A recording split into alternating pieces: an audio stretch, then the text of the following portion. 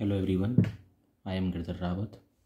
Dear students, as you know, in the last lecture we discussed about the methods of charging. Today we will discuss about the Coulomb's law, differences between charge and mass, and Gold-Leaf electroscope experiment. Dear students, the basic difference between charge and mass are charge. जैसा कि आपको पता है, charge mainly किसी body पर positive हो सकता है, नेगेटिव हो सकता है और बॉडी चार्ज जीरो भी हो सकता है उस पर। लेकिन किसी बॉडी पर जो मास होता है, मास किसी बॉडी पर ऑलवेज ए पॉजिटिव क्वांटिटी, हमेशा पॉजिटिव होता है। किसी बॉडी पे मास अगर हम जीरो कहते हैं, जैसे हम बताते हैं फोटोन पे मास जीरो होता है, लेकिन वो एक्चुअल में जीरो नहीं है, वो वेरी क्लोज टू जीरो है। अगर किसी बॉडी पर मास जीरो होगा तो वो नेचर में एग्जिस्ट ही नहीं करेगी। सेकेंड, चार्ज किसी बॉडी पर उसकी वेलोसिटी पर डिपेंड नहीं करता। अगर वेलोसिटी चेंज होती है, charge remains the same. But mass जो बॉडी का होता है वो वेलोसिटी के साथ इंक्रीज होता है। जैसे वेलोसिटी बढ़ती जाती है, अगर हम सड़क पर चलते हुए हमें कोई कंकड़ लगता है, हवा में उड़ता हुआ आता है, तो हमें वो बहुत ज़्यादा चोट करता है, क्योंकि वेलोसिटी की वजह से उसका मास बहुत ज़्यादा अफेक्ट करता है हमें। जैसे आपने पीछे पढ़ा था, चार्ज इज क्वांटाइज्ड। चार्ज को एक बॉडी दूसरी बॉडी में बांटना संभव है, जबकि मास को एक बॉडी से दूसरी बॉडी में भी ट्रांसफ़र या बांटना अभी तक पॉसिबल नहीं हो पाया है। Electric charge is always conserved. किसी आइसोलेटेड सिस्टम से अगर हम चार्ज लॉस्ट करते हैं तो उसी सिस्टम में उतना ही वो चार्ज वो गेन कर लेता है। इस तरह बॉडी पे टोटल चार्ज ऑलवेज क्या रहता है, कांस्टेंट या कंजर्व्ड रहता है, जिसे हम ना क्रिएट कर सकते हैं ना डिस्ट्रॉय कर सकते हैं। मास कंजर्व नहीं होता, क्योंकि मास से हम एनर्जी और इस वाइस वर्सा, और एनर्जी से मास हम कन्वर्ट कर सकते हैं, जो आप 8th यूनिट में पढ़ेंगे आइंस्टीन मास एनर्जी रिलेशन में। नेक्स्ट आपका चार्जेज के बीच में जो फोर्स होते हैं वो मेनली दो प्रकार के होते हैं, जो हम पीछे पढ़ चुके हैं। Positive positive, negative negative. बीच में क्या होता है आपका रिपल्सिव फोर्स। पॉजिटिव नेगेटिव बीच में फोर्स क्या होता है, अट्रैक्टिव। तो फोर्स के दो नेचर होते हैं, अट्रैक्टिव और रिपल्सिव, इलेक्ट्रिक चार्जेज के बीच में। जबकि मास बॉडी के बीच में जो फोर्स होता है वो होता है हमारा ग्रेविटेशनल फोर्स, जो ऑलवेज क्या होता है, अट्रैक्टिव इन नेचर।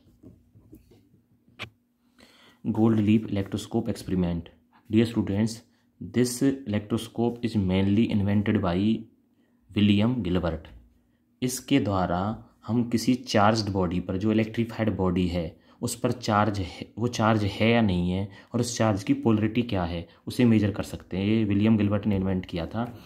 ये जो एक्सपेरिमेंट था, ये एपरेटस जो था, इसके अंदर एक आपका बॉक्स होता है। बॉक्स की शेप कैसी भी हो सकती है, एयर टाइट बॉक्स होता है। उस बॉक्स के अंदर एक वर्टिकल रॉड होती है, और उस वर्टिकल रॉड को हमने आर से डिनोट किया। वर्टिकल रॉड के नीचे गोल्ड लीव्स लगे होते हैं, सोने की पत्तियां, गोल्ड के पत्ते लगे होते हैं, बहुत ही थिन गोल्ड फॉइल्स होती हैं, जिन्हें हम एल से डिनोट किया है।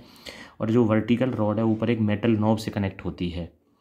इस मेटल नॉब के पास हम एक बॉडी लाते हैं जो चार्ज्ड बॉडी है। जैसे हमने कहा था, पेन को हम जब बालों में रगड़ते हैं तो ये पेन इलेक्ट्रीफाइड चार्ज हो जाता है, लेकिन ये नहीं पता इस पर चार्ज कौन सा है, पॉजिटिव है या नेगेटिव है। तो जब इसके हम क्लोज लाते हैं, तो क्लोज लाने के साथ जो इस पर चार्ज होगा वो इस मेटल नॉब के थ्रू वर्टिकल रॉड से होते हुए गोल्ड के पत्तों तक पहुँचता है, जिससे ये इनका जो डाइवर्जेंस है वो अफेक्ट होता है। उसके डाइवर्जेंस से हम ये पता करते हैं कि ऊपर बॉडी पे पॉजिटिव चार्ज है या नेगेटिव चार्ज है। उसे आप इस तरह से समझ सकते हैं कि जो गोल्ड लीव्स इस पोजीशन में थे, और मान लीजिए ऊपर जो मेटल नॉब थी, इसके पास उस बॉडी को लेके आए थे। इसे लाने के बाद अगर इन दोनों मेटल लीव्स फैलते हैं, गोल्ड लीव्स फैलते हैं, डाइवर्जेंस बढ़ता है, इसका मतलब था इन पर जो पॉजिटिव चार्ज है वो इंक्रीज हो गया। पॉजिटिव चार्ज इंक्रीज कहाँ से हुआ, क्योंकि ये बॉडी भी क्या होगी तब पॉजिटिव चार्ज थी, तभी तो डाइवर्जेंस हुआ। अगर ये दोनों जो गोल्ड लीव्स हैं वो सुकड़ के क्लोज आ जाते हैं बॉडी लाने पर, मान लीजिए यहाँ पे पहुँच जाते हैं, जिससे डाइवर्जेंस क्या हो गया, डिक्रीज हो गया। डाइवर्जेंस क्या हुआ, डिक्रीज हुआ है, तो यहाँ पे अट्रैक्ट हुए थोड़े। तो इनका जो पॉजिटिव चार्ज था वो क्या हुआ, थोड़ा कम हुआ है। पॉजिटिव चार्ज कब कब होगा, जब इसके पास कौन सी बॉडी आई होगी, नेगेटिव चार्ज। तो डाइवर्जेंस अगर बढ़ता है तो ऊपर बॉडी क्या होगी, पॉजिटिव चार्ज। अगर डाइवर्जेंस घटता है तो बॉडी क्या होगी, ऊपर negative charge. Okay students, now we will discuss about Coulomb's law. Coulomb's law का एक दूसरा नाम भी है, जिसे हम बोलते हैं इलेक्ट्रोस्टैटिक फोर्स ऑफ रिपल्सन, क्योंकि रिपल्सिव फोर्स को डिटरमाइन करता है। कूलॉम्स लॉ ने इस लॉ को जो प्रूव किया था, इसकी उसकी दो मेन कंडीशन थी कि ये चार्ज बॉडीज के बीच में होता है, लेकिन चार्ज बॉडीज क्या होती हैं, स्टैटिक, मतलब रेस्ट में होनी चाहिए, और पॉइंट मतलब very small in size, very small in size, जो कुछ डिस्टेंस अपार्ट रखी हुई हैं। अब वो डिपेंड करेगा किस मीडियम में रखी हुई हैं, वैक्यूम है, फ्री स्पेस है, वाटर है, या कोई अन्य मीडियम है।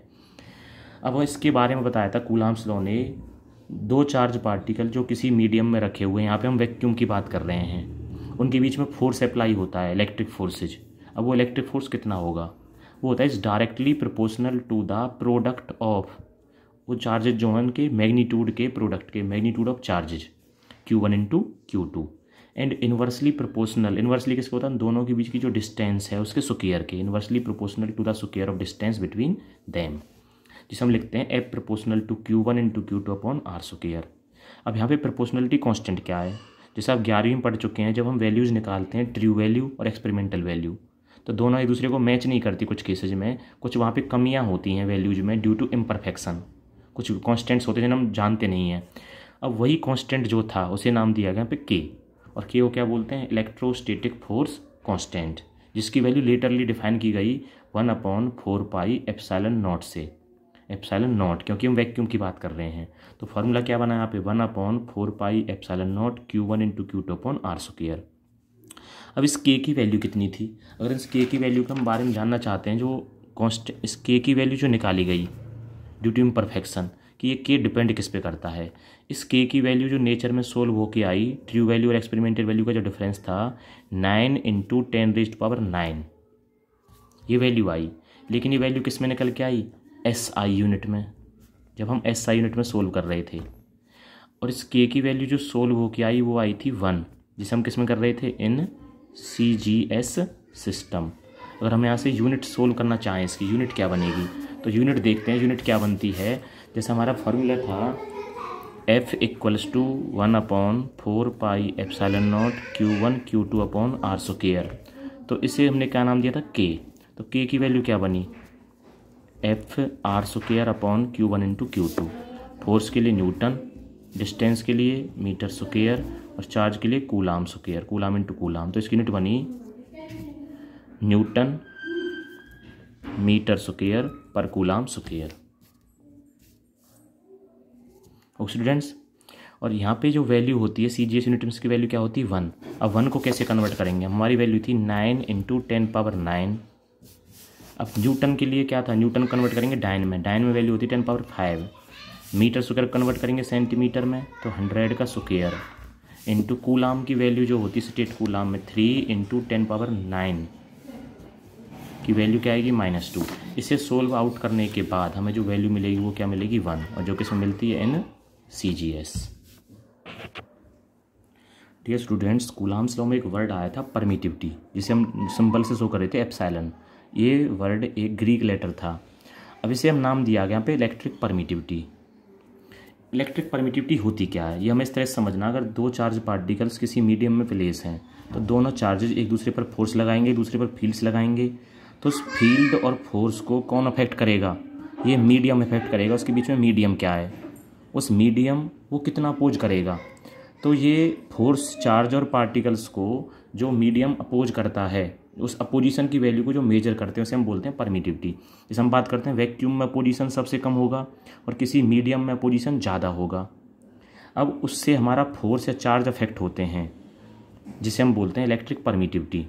It is the property of every material, चाहे वो वैक्यूम हो, एयर हो, फ्री स्पेस हो, वाटर हो, विच measures the opposition offered against the formation of electric field और फोर्स। चार्जेज के बीच में जो फोर्स या फील्ड्स बनेंगे, उनके फॉर्मेशन के अगेंस्ट, उनके अपोजिट में जो वैल्यू आती है उसे मेजर करने के लिए जो टर्म होती है उसे परमिटिविटी कहते हैं। परमिटिविटी यहाँ पे दो टर्म्स हैं, वैक्यूम परमिटिविटी और material permittivity. Vacuum permittivity denote करते हैं एप्सिलॉन0 से, और मटेरियल परमिटिविटी डिनोट करते हैं एप्सिलॉन m से, जो इसके फॉर्मूले यहाँ पे दिए गए हैं। F0 के लिए एप्सिलॉन0 यूज करते हैं और Fm के लिए एप्सिलॉन m यूज करते हैं। Now we will discuss about unit dimension and values of epsilon. Epsilon का जो फॉर्मूला बनता है यहाँ से, वो क्या बनेगा